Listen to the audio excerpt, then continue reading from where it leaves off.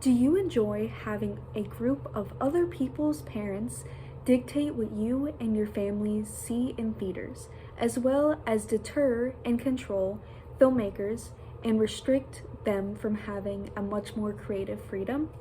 Well, the MPAA, which stands for the Motion Picture Association of America, controls the film ratings that are in theaters, such as PG, PG-13, rated R, and so on. The reasons they have such big effect on the film industry is because while there's no real law surrounding the rating of these movies, theaters choose to not show a film that has not gone through the MPAA and that has not gone through the rating system.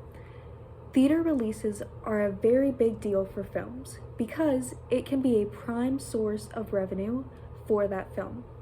For example, on Observer.com, an article titled "Every Movie Theater versus Streaming Release is Riddled with Pros and Cons," they discussed that Frozen 2 made around $600 million from theater sales and only around $80 million from home purchases. So, for many filmmakers, theaters are a huge necessity to reach a high revenue.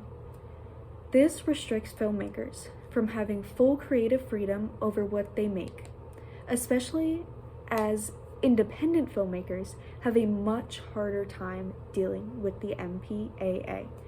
The LA Times shared a story from Kirby Dick, who is an independent filmmaker, who discussed why he has had such a hard time with the MPAA by saying, well, the process itself is geared towards studios. For one thing, independent filmmakers don't have the money to submit and recut and submit and recut.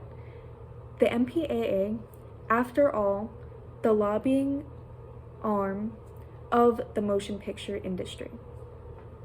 And what he means by that is when the MPAA finds things that they don't like, or if they rate the film in a way that the makers weren't intending or weren't wanting, they have to recut and cut out certain scenes and try again.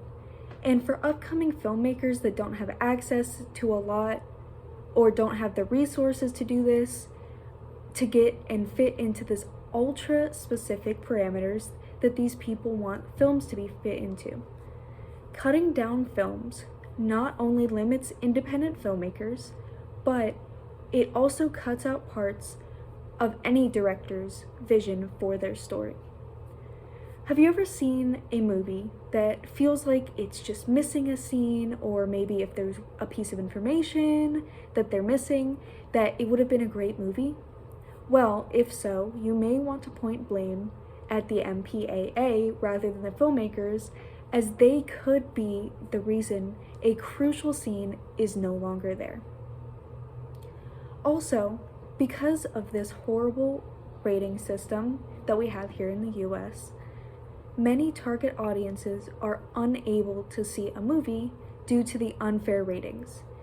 For example, about last year around this time, an animated movie called Demon Slayer, which is an animated movie from Japan, was released in US theaters only to be rated R when its target audiences is primarily preteens or teens and mostly boys, but they were turned away at theaters due to it being overly violent and bloody. But in many other countries, such as Japan, where it was originally released, children were seeing this movie in theaters and at home with no issues. But because of this huge faith parents are putting into the rating system, many kids won't be able to see this beautifully animated film.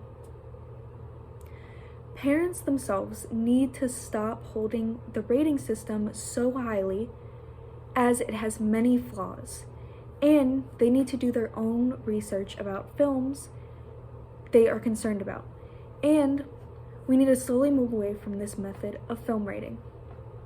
With more relaxed movie ratings, it could allow for filmmakers to have back that more creative freedom and allow parents to decide what's best for their child and what their child can handle, rather than letting another group of parents decide for them. So next time you go to the movies with friends or family, just remember to do your own research for a less or non-biased information about films and why they are rated the way they are, whether it be fair or not.